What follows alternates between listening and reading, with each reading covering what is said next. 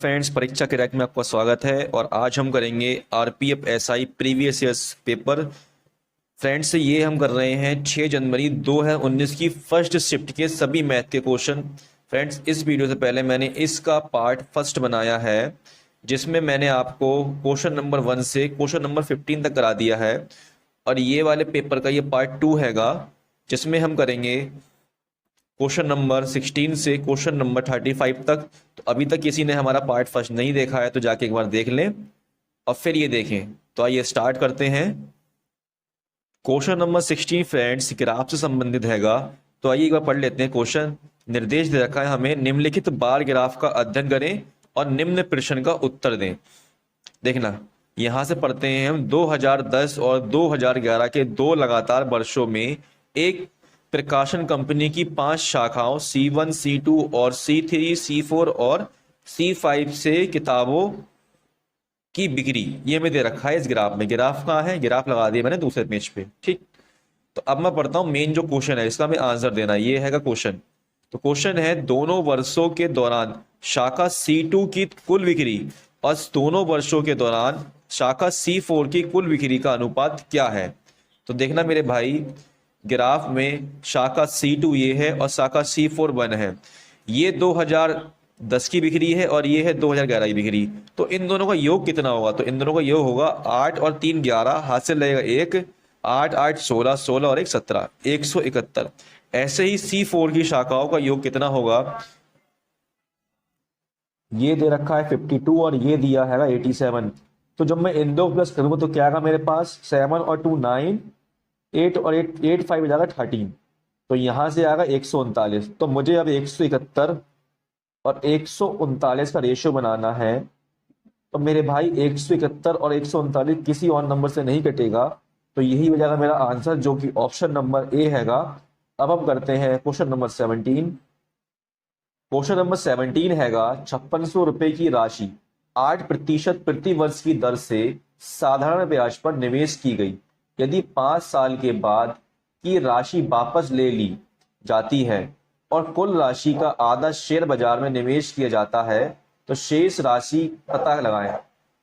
तो फ्रेंड्स, हमें इस क्वेश्चन में प्रिंसिपल दे रखा है, जिसे बोलते हैं हम मूलधन। वो कितना हैगा? 5600। और हमें इसमें रेट दे रखी है, जिसे बोलते हैं दर, 8%। और समय दिया है कितना है? 5 साल। तो सबसे पहले हमारा टास्क रहेगा इस क्वेश्चन में कि हम इसमें अमाउंट निकाल लें, जिसे बोलते हैं मिश्रधन। तो कैसे निकालेंगे? तो सबसे पहले हमें देखना है, यहाँ पे रेट दिया 8%, टाइम दिया 5 साल। तो 5 साल के लिए उससे ब्याज कितना मिलेगा परसेंट में? तो हम क्या कर देंगे, यहाँ पे 8 ही कर दूंगा, 5 में घोड़ा हो जाएगा, 8 पंजे 40। तो ये हो जाएगा 40%। तो 40% उसे ब्याज मिलेगा। लेकिन हमें निकालना क्या हैगा? अमाउंट, जिसे बोलते हैं मिश्रधन।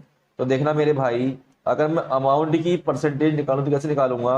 100% में प्लस कर दूंगा मैं ये 40%। तो कितना हो जाएगा? 140%। तो मेरे पास ये हो गई है अमाउंट की परसेंट।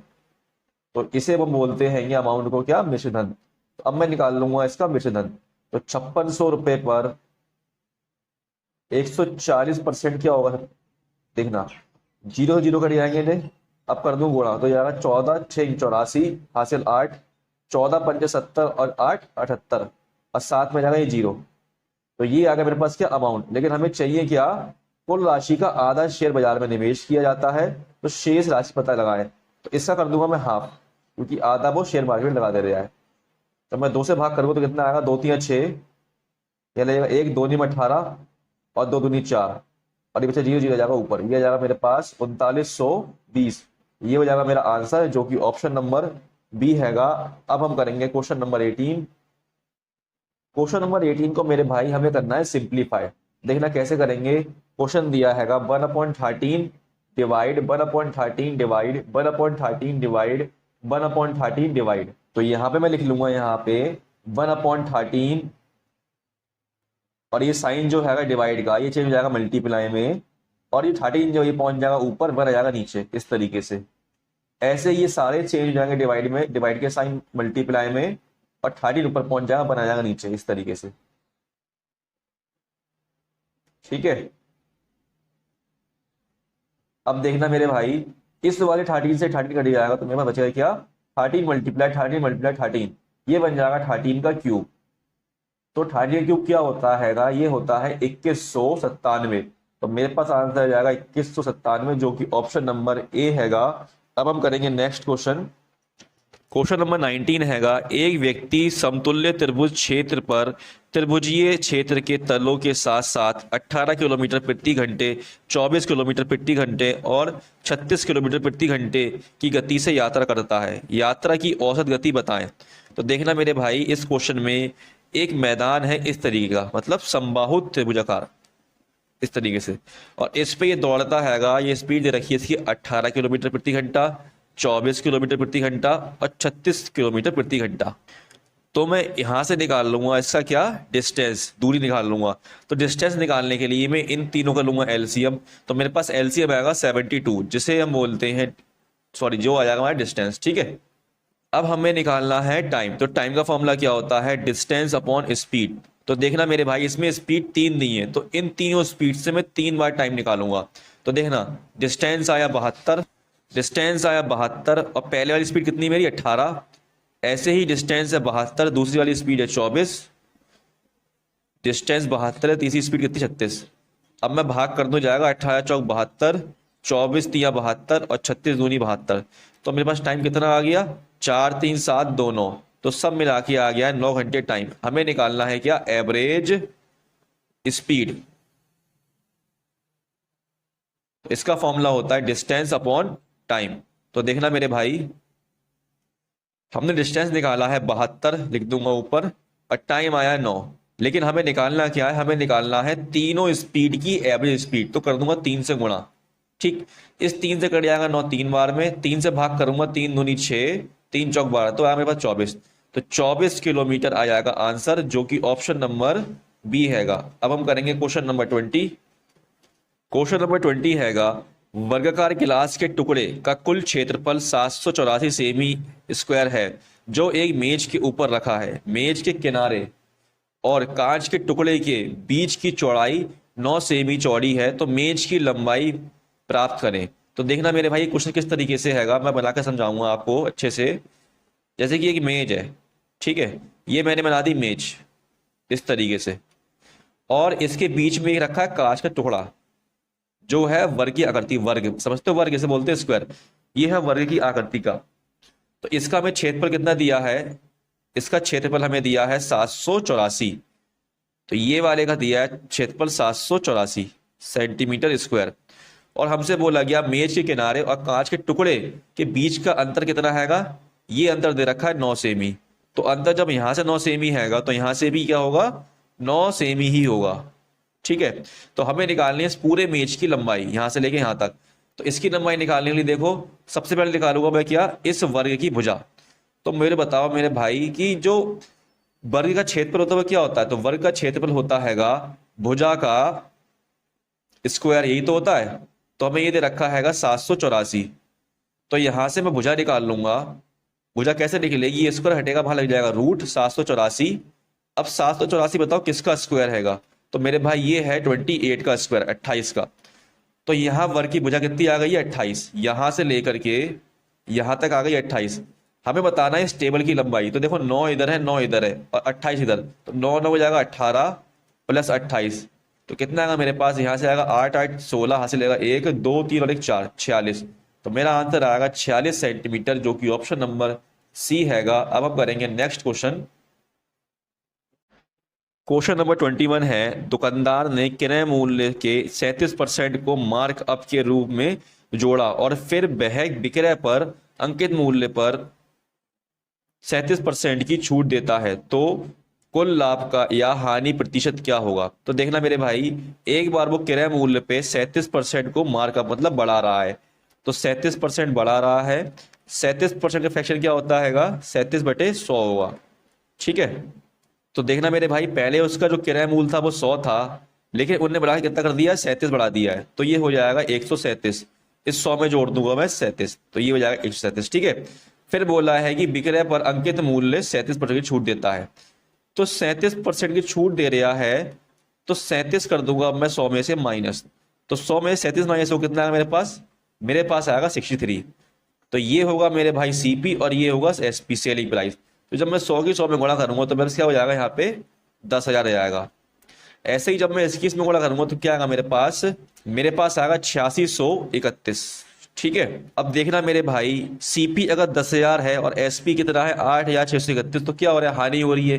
कितने की हो रही है, तो ले लूंगा गैप इनका। जब गैप लूंगा 10,000 में से 8,631 जाएगा तो कितना बचेगा, 9, यहाँ से आएगा 6, यहाँ आएगा आपका कितना 3, यहाँ आ जाएगा क्या 1, तो ये आ जाएगा 1369।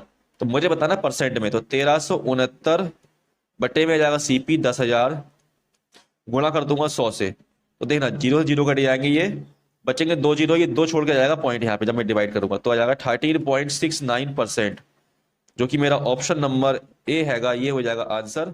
अब हम करेंगे नेक्स्ट क्वेश्चन।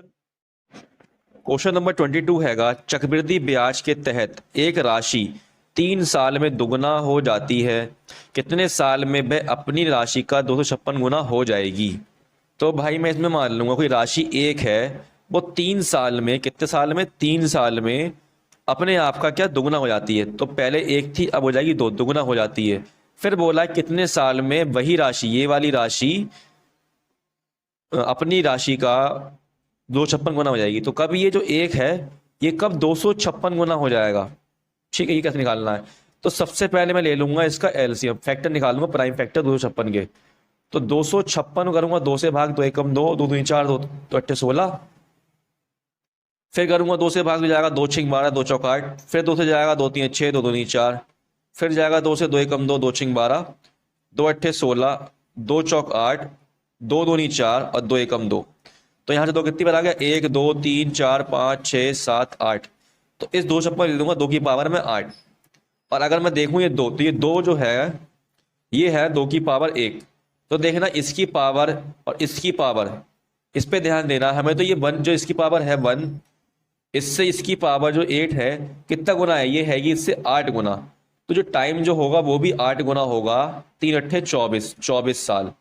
तो ये हो जाएगा मेरा आंसर, जो कि ऑप्शन नंबर ए हैगा। अब हम करेंगे नेक्स्ट क्वेश्चन। क्वेश्चन नंबर 23 है, जब एक संख्या को 84 से भाग दिया जाता है तो शेष 10 आता है, उस संख्या को 12 से भाग देने पर शेष क्या होगा। तो देखना मेरे भाई, कोई संख्या मैंने मान ली n है, अगर मैं इसे 84 से भाग देता हूं तो शेषफल 10 आता है, रिमाइंडर है ये। और जब मैं उसी संख्या को 12 से भाग दूं तो शेषफल कितना आएगा, ये बताना है हमें। तो मेरे भाई अगर ये जो 12 लिखा है और ये 84 लिखा है, अगर ये 12 से 84 भाग हो जाएगा तो जो शेषफल आ रहा है वही शेषफल होगा। ठीक है, तो इसका आंसर भी 10 हो जाएगा, क्योंकि ये जो 12 जो है 12 से 84 डिवाइड हो जाएगा। तो इसका मतलब इसका भी रिमाइंडर क्या आएगा, 10 ही आएगा। तो ये हो जाएगा आंसर, जो कि ऑप्शन नंबर डी हैगा। अब हम करेंगे नेक्स्ट क्वेश्चन। क्वेश्चन नंबर 24 हैगा, 13√3 सेमी विकर्ण के एक घन को पिघलाकर एक घनाभ बनाया जाता है। यदि घनाभ की लंबाई घन के पार्श्व के समान है और चौड़ाई 6.5 सेमी है तो घनाभ की ऊंचाई क्या होगी। फ्रेंड्स, क्वेश्चन में हमसे बोला गया है कि एक घनाभ है, घनाभ होता है इस तरीके से, देखना बता देता हूं मैं, ये घनाभ है। ठीक है, इसे पिघलाकर हमें बनाना है एक घन, जो कि इस तरीके से होता है, ये है।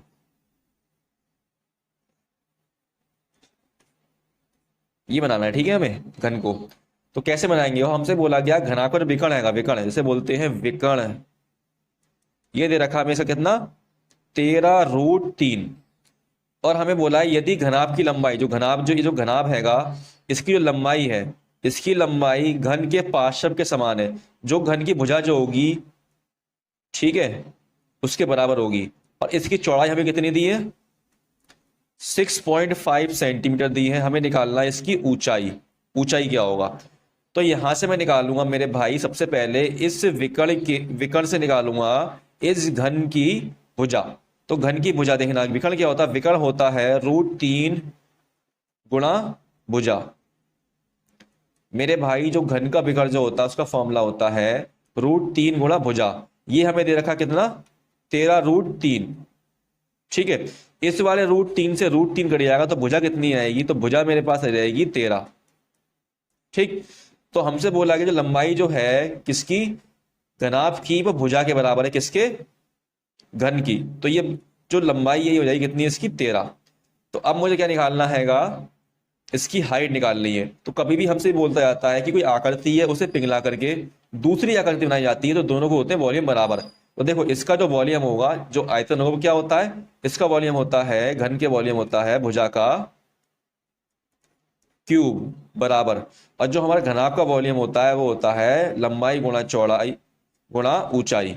ठीक, तो अब मैं वैल्यू पुट कर दूंगा। तो मेरे पास भुजा की जो भुजा आई जो आई है इसकी घन की वो है 13, तो यहाँ लिख दूंगा 13 का क्यूब, मतलब 13 गुणा 13 बराबर किसकी होगी ये, लंबाई गुणा चौड़ाई गुणा हाइट। तो लंबाई कितना है मेरे पास, लंबाई है 13, चौड़ाई कितनी आई है 6.5, हाइट हमें निकालनी है। तो देखो 13 से कट जाएगा 13, ठीक है ये कट जाएगा, ये कट जाएगा 13 से 5 बार, 13 पंजे 65, पॉइंट का 5 आएगा तो यहाँ रहेगा 13। और अगर हमें हाइट निकालनी नीचे जाएगा ये तो जाएगा 5, ये हटेगा पॉइंट तो ऊपर जाएगा एक 0। ठीक है, 5 से कट जाएगा 2 बार, 5 दूनी 10 और ये जाएगा 13 दूनी 26, तो ऊंचाई जाएगी मेरी कितनी 26, जो कि ऑप्शन नंबर मेरा डी हैगा, ये हो जाएगा आंसर। अब हम करेंगे नेक्स्ट क्वेश्चन।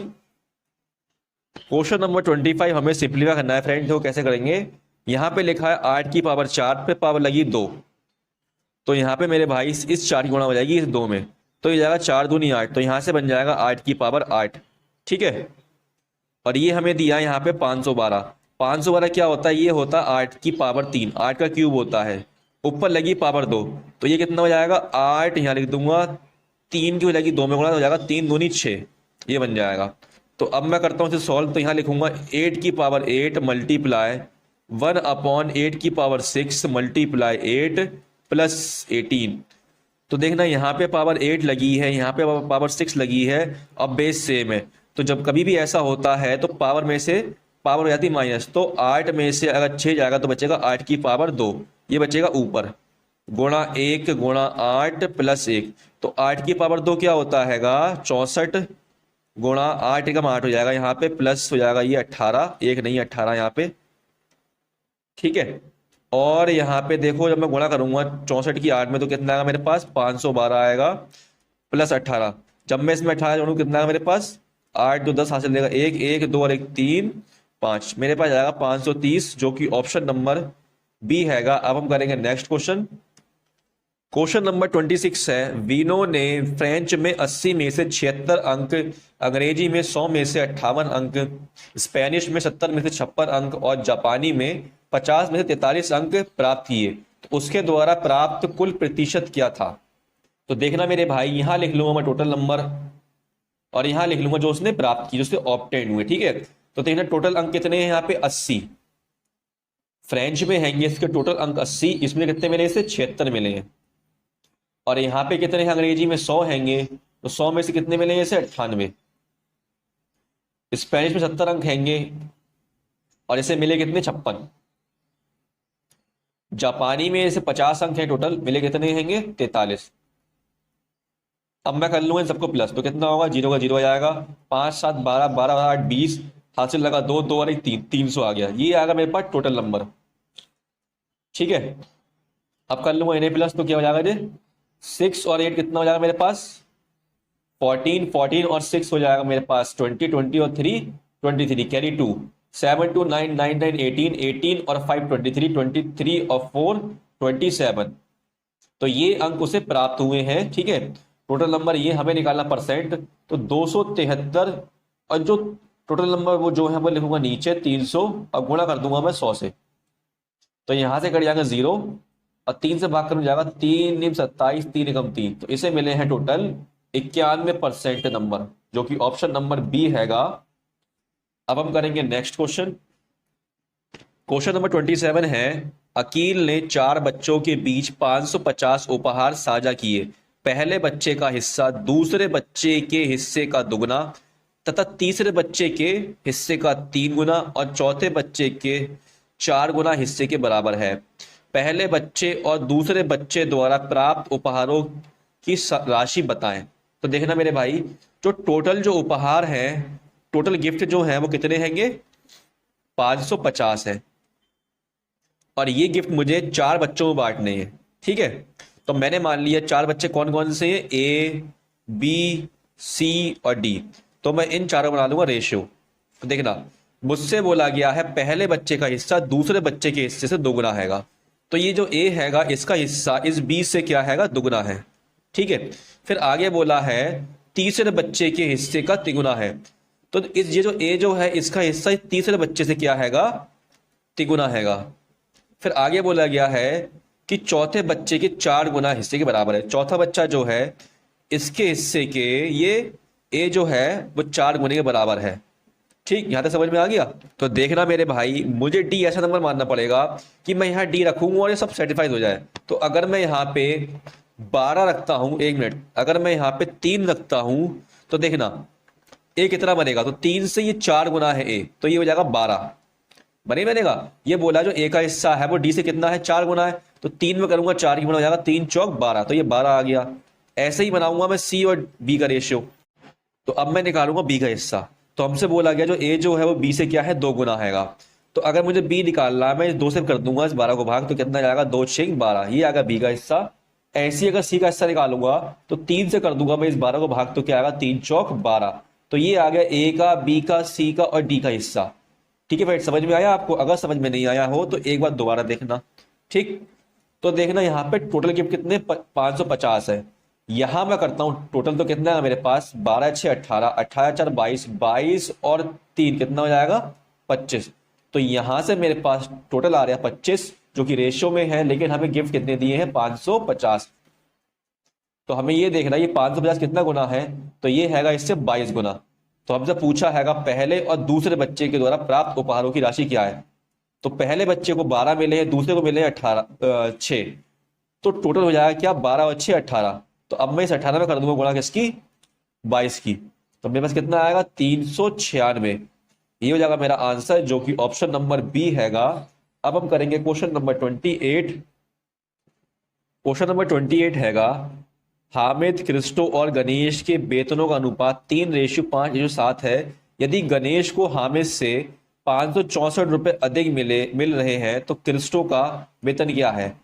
हमें 3 लोग दिए, एक हामिद है, एक क्रिस्टो है और एक है गणेश, और इनके वेतन का अनुपात दिया है हमें 3:5:7। ठीक है, और हमें यहाँ पे गणेश और हामिद का जो अंतर है वेतन का वो दिया है 564। गणेश और हामिद, तो गणेश और हामिद का अंतर कितना आ रहा है, यहाँ पे आ रहा है 4, लेकिन हमसे बोला कितना है, 564 है। तो ये 4 से कितना गुना है, तो ये है 4 एकम 4, 4 चौक 16, 4 एकम 4, 141 गुना है। हमसे पूछा है क्रिस्टो का वेतन क्या हुआ, तो क्रिस्टो का वेतन 5 है, तो इस 5 में कर दूंगा मैं इस 141 की गुणा।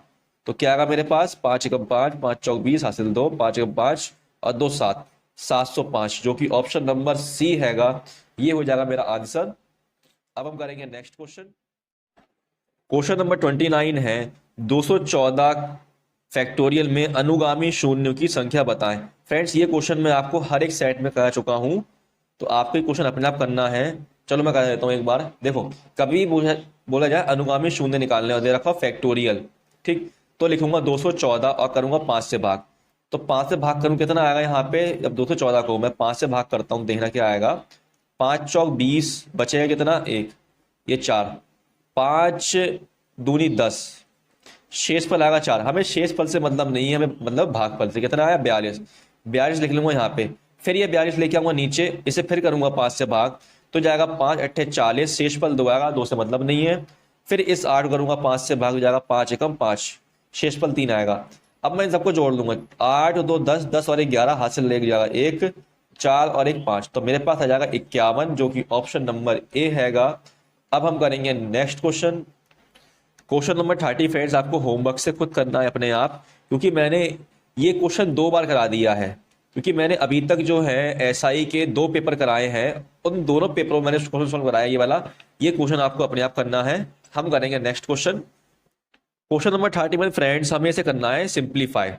तो सबसे पहले पता लगाना पड़ेगा ये जो रूट लगा है, तो जब मैं 2116 का रूट खोलूं तो क्या है, मतलब ये 2116 किसका स्क्वायर हैगा और 8921 किसका स्क्वायर है।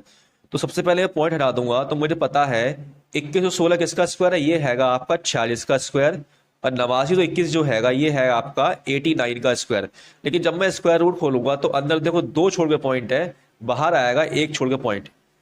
ठीक है, तो मैं अब कर दूंगा इन सबको प्लस, तो देखना क्या हो जाएगा, 4.6 प्लस 8.9 प्लस 8.9, जब मैं प्लस करूँ कितना आएगा, 9 9 18 18 6 24 कैरी 2 8 8 16 16 और 4 20 20 और 2 22, तो ये मेरे पास आ जाएगा 22.4, ये हो जाएगा मेरा आंसर, जो कि ऑप्शन नंबर बी हैगा।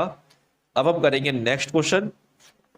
क्वेश्चन नंबर 32 हैगा, उन दो अंकों का गुणनफल प्राप्त करें जिनका लघुत्तम समवर्तक एलसीएम 70 है और महत्तम समवर्तक एचसीएफ 7 है।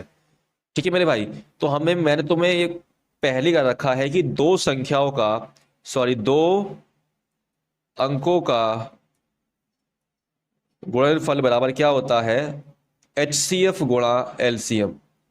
ठीक है, तो मुझे वही निकालने, दो अंकों का गुणनफल निकालना है। तो एचसीएफ कितना, एचसीएफ है 7, एलसीएम कितना है 70। जब मैं गुणा कर दूंगा इन दोनों की तो आ जाएगा मेरे पास आंसर 7 7 हो जाएगा 49, 13 हो जाएगा 0, तो ये आ गया मेरा आंसर, जो कि ऑप्शन नंबर बी हैगा। मात्र 10 सेकंड का क्वेश्चन है भाई मेरे। अब हम करेंगे नेक्स्ट क्वेश्चन। क्वेश्चन नंबर 33 है, एक बल्ब उत्पादन कंपनी ने पाया कि कुल उत्पाद का 11% दोषपूर्ण है। यदि गैर दोषपूर्ण उत्पादों की संख्या 6319 है तो दोषपूर्ण उत्पादों की संख्या बताएं। तो देखना मेरे भाई, हमसे कहा गया है कि एक उत्पाद में 11% उत्पाद जो हैंगे वो बेकार है, मतलब बल्ब का उत्पाद करा गया है, उसमें से 11% जो बल्ब है वो बेकार है। तो मैंने मान लूंगा कि पूरे जो बल्ब है वो है 100%। तो अगर 100% में से 11% में दोष है तो कितने बचे, तो बचेंगे मेरे पास 89%। तो 89% जो बल्ब है वो सही है, लेकिन हमें क्वेश्चन में कहा गया है जो बल्ब है वो कितने हैंगे सही, 6319। तो जब मैं 89 से इस 6319 को भाग करूँ तो क्या आएगा मेरे पास आएगी 1% की वैल्यू, 6319 बटे में 89। लेकिन मुझे चाहिए पूरी 100% की वैल्यू, तो करूंगा यहाँ 100 से मल्टीप्लाई, यहाँ करूंगा 100 से मल्टीप्लाई। जब मैं 89 से डिवाइड करूंगा 6319 को तो मेरे पास आएगा 71। तो यहाँ से आएगी 100% की वैल्यू कितनी, 7100। लेकिन हमें चाहिए क्या, हमें चाहिए दोषपूर्ण उत्पादों की संख्या। तो मैं इस 7100 का निकाल दूंगा 11%, क्योंकि 11% ही दोषपूर्ण थे। जब मैं 11% निकालूंगा तो क्या आएगा मेरे पास, यहाँ से जब मैं 71 में गुणा करूंगा 11 की तो आएगा मेरे पास 781, जो कि मेरा ऑप्शन नंबर ए हैगा। अब हम करेंगे नेक्स्ट क्वेश्चन। फ्रेंड्स क्वेश्चन 33 थे, शायद से दो जो क्वेश्चन थे वो मिस हो गए हैं, मैंने स्क्रीनशॉट तो लिया था, शायद कहीं चले गए हैं। तो अगर मुझे वो क्वेश्चन दोबारा दिखेंगे तो मैं वो आपको नेक्स्ट प्रैक्टिस सेट में करा दूंगा, मतलब नेक्स्ट पेपर में करा दूंगा। ओके ठीक है, अगर मेरे भाई आपको वीडियो पसंद आई हो, थोड़ा बहुत समझ में भी आया हो, तो एक बार वीडियो को लाइक कर लें, और अभी तक आपने हमारे चैनल को सब्सक्राइब नहीं करा है तो प्लीज़ एक बार चैनल को सब्सक्राइब कर लीजिए, ताकि आपको हमारी वीडियो टाइम पर मिलती रहे। अब हम मिलते हैं कल, तब तक के लिए धन्यवाद।